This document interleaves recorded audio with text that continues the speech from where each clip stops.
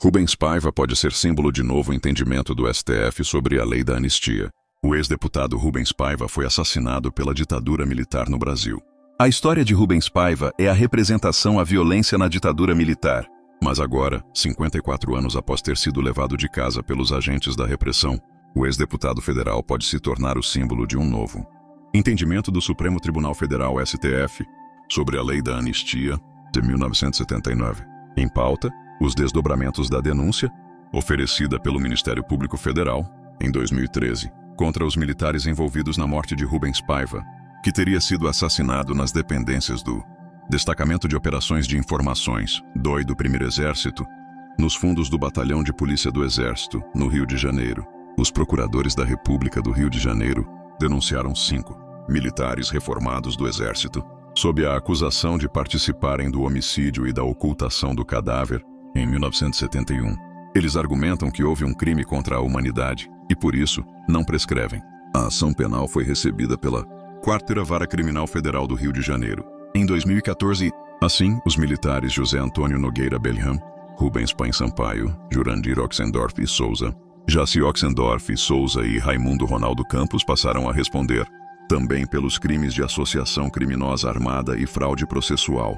Desses, apenas Jaci e José Antônio estão vivos. O que diferencia o caso Rubens Paiva de outros perseguidos e mortos pela ditadura militar. A defesa dos militares denunciados entrou com um pedido de arquivamento da ação com base na lei da anistia, que perdoou todas as pessoas que praticaram crimes políticos contra e a favor dos governos militares autoritários, no período de 2 de setembro de 1961 e 15 de agosto de 1979. Em 2010, o STF decidiu que a lei se estende também para agentes estatais, mas agora será discutido se o crime de ocultação de cadáver está contemplado na lei de anistia. O ministro Flávio Dino, do STF, diz que não. Em parecer, a Procuradoria-Geral da República sustenta que cabe ao STF decidir a extensão da lei da anistia. O STF vai analisar se a lei da anistia se aplica aos crimes de sequestro e cárcere privado cometidos durante a ditadura militar.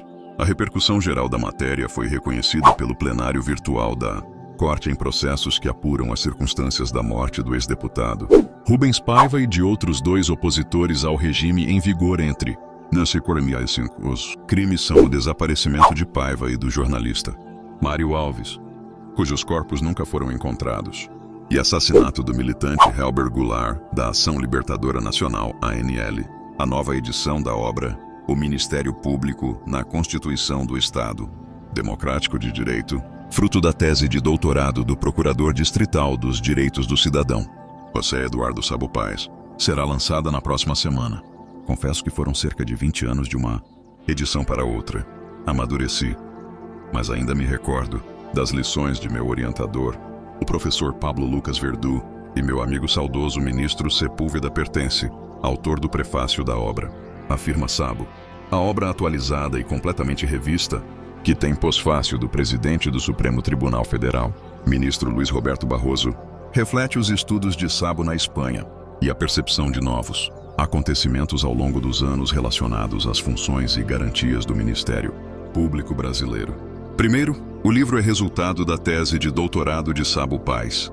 É Procurador Distrital dos Direitos do Cidadão, o que acho que se traduz em Procurador Distrital dos Direitos do Cidadão ou algo semelhante. A nova edição será lançada na próxima semana, após cerca de 20 anos desde a última. O autor menciona que amadureceu ao longo desses anos e se lembra de seu mentor, o professor Pablo Lucas Verdu, e de seu falecido amigo, o ministro Sepúlveda Pertence, que escreveu o prefácio. A edição atualizada inclui um postface de Luiz Roberto Barroso, o presidente do Supremo Tribunal STF. O livro reflete os estudos de Sabo na Espanha e os novos desenvolvimentos relacionados às funções e garantias do Ministério Público brasileiro ao longo dos anos. Agora, o usuário pode querer um resumo ou mais contexto sobre o significado do livro. Por se tratar de um texto jurídico acadêmico, é importante destacar sua relevância para o direito constitucional brasileiro e para o papel do Ministério Público. A menção de estudos na Espanha poderia indicar uma perspectiva de direito comparado, talvez integrando teorias ou práticas jurídicas espanholas no contexto brasileiro. O envolvimento de figuras jurídicas de destaque como Barroso e Pertence acrescenta credibilidade e prestígio ao trabalho. Devo verificar se há avaliações notáveis ou impactos de edições anteriores. A tese original pode ter sido influente, pelo que a edição atualizada poderá abordar mudanças no panorama jurídico ao longo de 2 décadas. Os tópicos podem incluir a evolução do papel do Ministério Público num Estado democrático, a sua independência, funções e desafios. O postfácio de Durão Barroso poderá oferecer informações sobre as atuais perspectivas judiciais ou os desafios futuros. Possíveis áreas a se expandir. O papel do Ministério Público no Brasil, que é uma instituição única atuando como guardiã da lei e do interesse público. Compará-lo com instituições semelhantes de outros países, como a Espanha, poderia fazer parte da contribuição do livro. Além disso, o atraso entre as edições, 20 anos, sugere atualizações significativas, pelo que talvez sejam discutidas reformas legais recentes, decisões judiciais ou mudanças sociais que afetem o Ministério Público. Devo também considerar a formação do autor. Como procurador distrital, faz parte do Ministério Público. Por isso, o livro é ao mesmo tempo acadêmico e prático, escrito por uma fonte. Isso poderia tornar o trabalho um recurso valioso para profissionais da justiça, estudantes e acadêmicos interessados em direito público e instituições democráticas. Perguntas potenciais que o usuário pode ter. O que torna esta nova edição diferente? Como a experiência do autor na Espanha influencia o conteúdo? Quais são os principais temas ou argumentos do livro? Quem é o público-alvo? Como contribui o postface de Barroso? Para responder a estes, preciso inferir a partir das informações fornecidas. Os estudos espanhóis podem estar relacionados com a investigação do autor sobre direito constitucional comparado ou com as influências europeias nas instituições brasileiras. A nova edição provavelmente inclui análises de acontecimentos recentes, processos judiciais ou alterações legislativas que afetam o Ministério Público. Os endossos de figuras proeminentes sugerem que o livro é bem visto nos círculos jurídicos. Em resumo, os pontos-chave a destacar são as raízes acadêmicas do livro, sua atualização após 2 décadas, a influência dos estudos internacionais do autor, endossos de autoridades legais notáveis e seu foco na evolução do papel do Ministério Público na democracia do Brasil, a nova edição de O Ministério Público na Constituição do Estado, Democrático de Direito, de José Eduardo Sabo Paes, proeminente jurista brasileiro e procurador distrital dos direitos do cidadão, Procurador Distrital dos Direitos do Cidadão. Representa uma atualização significativa de sua tese de doutorado, refletindo mais de 2 décadas de amadurecimento e desenvolvimentos legais. Aqui está uma visão geral estruturada de seus principais aspectos. Originado como tese de doutorado, o trabalho foi revisado ao longo de 20 anos, incorporando os insights aprofundados e as perspectivas em evolução do autor sobre o Ministério Público do Brasil. Ministério Público. Sabo Paes reconhece a influência de seu falecido mentor, professor Pablo Lucas Verdú, um jurista espanhol, e ministro Sepúlveda Pertence, ex-juiz da Suprema Corte e autor do prefácio original. Unindo o pensamento jurídico brasileiro e europeu, concentra-se no papel constitucional, funções e garantias do Ministério Público do Brasil, como guardião da democracia e do Estado de Direito. Integra estudos jurídicos comparativos de Espanha, provavelmente explorando paralelos entre os modelos ibéricos e brasileiros de independência do Ministério Público e de defesa do interesse público. Aborda desafios contemporâneos, reformas legais e decisões judiciais históricas que impactam a autoridade e o papel social do Ministério Público nas últimas 2 décadas.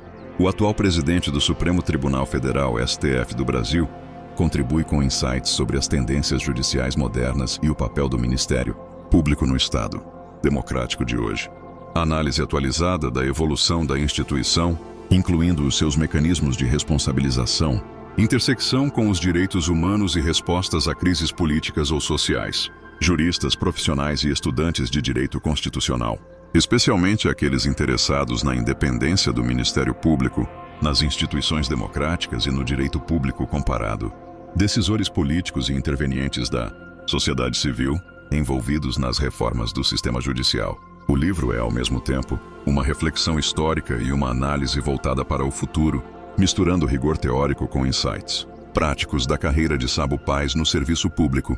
Endossos de figuras como Barroso e Pertence ressaltam seu prestígio dentro da comunidade jurídica do Brasil, posicionando-o como referência para a compreensão do papel crítico do Ministério Público na defesa dos princípios democráticos. Oportunidade, lançado em meio a debates globais sobre a independência judicial e o Estado de Direito, oferece uma perspectiva localizada, mas internacionalmente informada. Legado. Faz a ponte entre os fundamentos acadêmicos da tese original e os desenvolvimentos do século XXI, tornando-a um recurso vital para a compreensão da trajetória jurídica do Brasil. Esta edição não apenas homenageia a jornada acadêmica do autor, mas também serve como um testemunho da interação dinâmica entre direito, democracia e tutela institucional no Brasil.